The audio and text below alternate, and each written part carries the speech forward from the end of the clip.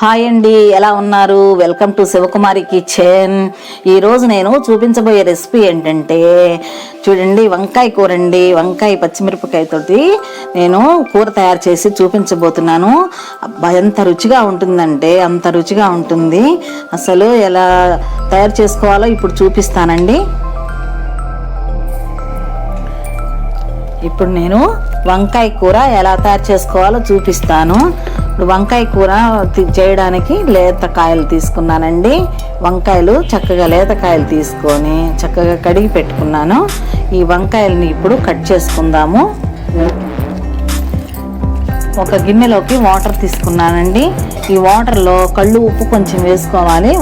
ఒక 2 స్పూన్లు కళ్ళు ఉప్పు వేసాను. ఇప్పుడు కట్ చేసుకొని పెట్టుకుంటున్నాను.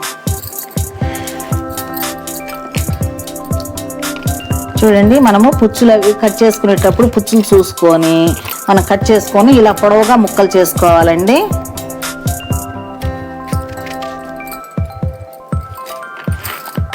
చూడండి, ఈ ముక్కల్ని ఇలా ఉప్పు నీళ్ళల్లో వేసేసుకుంటున్నాను.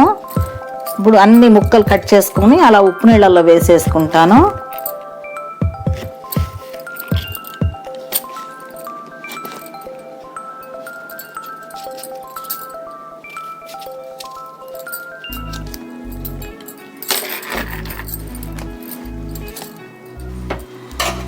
చూడండి, నేను తీసుకున్న వంకాయలు మొత్తము ఇలా ఉప్పు నీళ్ళల్లో వేసానండి. ఇప్పుడు పోపు చేసుకుందాము. స్టవ్ వెలిగించుకొని బాండీ పెట్టుకున్నాను. ఇప్పుడు 1/2 కప్పు ఆయిల్ వేస్తున్నాను.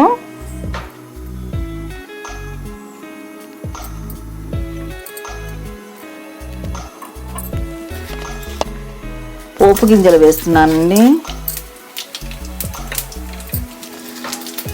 2-3 మిరపకాయలు, ఎండు మిరపకాయలు కట్ చేసుకొని వేసుకుంటున్నాను. ఇప్పుడు పోపు గింజలు చిటపట్లాడుతున్నాయి. ఇప్పుడు 1 కప్పు ఉల్లిపాయలు సన్నగా తరిగి పెట్టుకున్నాను, వేసేస్తున్నాను.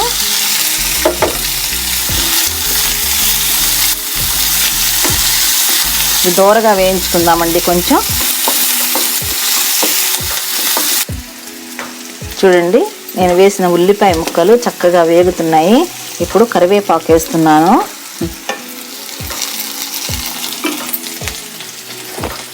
ఒక 1/2 స్పూను పసుపు వేసానండి. కొంచెం అటు ఇటు కలిగి పెట్టుకుందాం. ఇప్పుడు నేను కట్ చేసి పెట్టుకున్న వంకాయ ముక్కల్ని వేస్తున్నాను.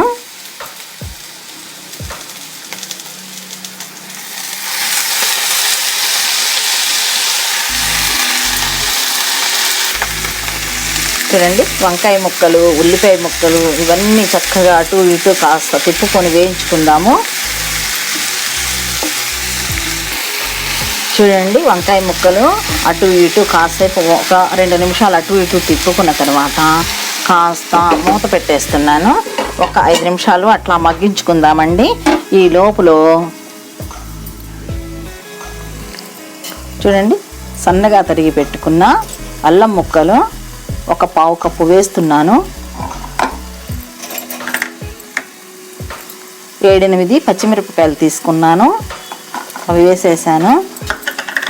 ఇప్పుడు 1 స్పూను సాల్ట్ వేస్తున్నాను.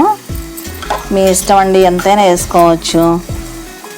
ఇప్పుడు చూడండి, మనం బాండీలో వేసుకున్న వంకాయ ముక్కలు ఎలా ఉన్నాయో ఇప్పుడు చూద్దాము. చూడండి, కొంచెం మెత్తబడ్డాయి. ఇప్పుడు ఏం చేద్దామంటే, నేను అల్లము, పచ్చిమిరపకాయలు ఇవి గ్రైండ్ చేసి పెట్టుకున్నాను కదా, ఇదిగో 1/2 కప్ అయిందండి. మీ ఇష్టం అండి. మరి కారం ఎక్కువగా ఉన్న మిరపకాయలు అయితే కొంచెం తక్కువగా వేసుకోవచ్చు. కారం లేని మిరపకాయలు అయితే కనుక మనము ఇంత వేసుకోవచ్చు, నేను చెప్పినంతగా వేసుకోవచ్చు.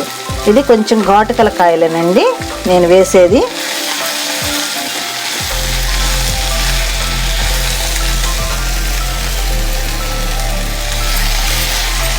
అంతా కలిగి పెట్టుకుంటున్నాను. ఈ పచ్చిమిరపకాయ అల్లము కలిపిన పేస్ట్ని వేసేసానండి. ఇప్పుడు మళ్ళీ 2 నిమిషాలు మూత పెట్టేసుకుంటున్నాను. వంకాయ ముక్కలు ఎలా ఉన్నాయో ఇప్పుడు చూద్దాము.